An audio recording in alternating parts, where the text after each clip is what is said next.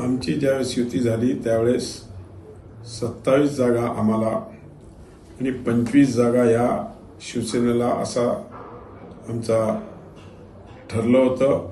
त्याच्यावर आमच्या सह्याही झाल्या.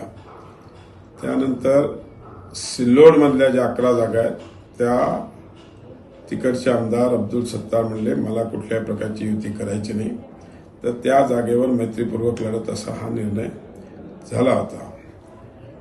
आणि त्यानंतर शिवसेनेने आमच्या अनेक ठिकाणी बी फॉर्म दिले.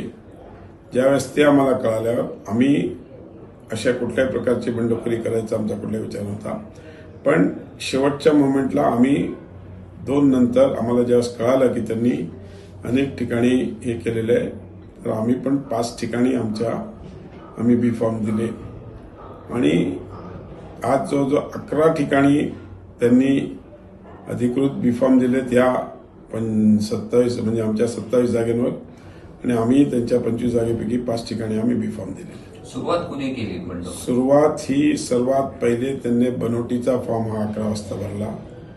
त्यानंतर अनेक ठिकाणी कन्नडमध्ये त्यांनी फॉर्म भरला आणि पैठणमध्ये तर सगळेच्या सगळेच त्यांनी फॉर्म तिकडे म्हणजे आमच्या बिडकींच्या ठिकाणी पण सकाळी त्यांनी दुपारी 12 वाजताच फॉर्म भरून टाकला. असं आहे आता की प्रचार कसा करायचा मग वरिष्ठ नेत्यांनी? आता ज्या ठिकाणी आमची म्हणजे जिकडे दोघांचे उमेदवार सिंगल आहेत तिकडे नक्कीच आम्ही एकत्र प्रचार करू.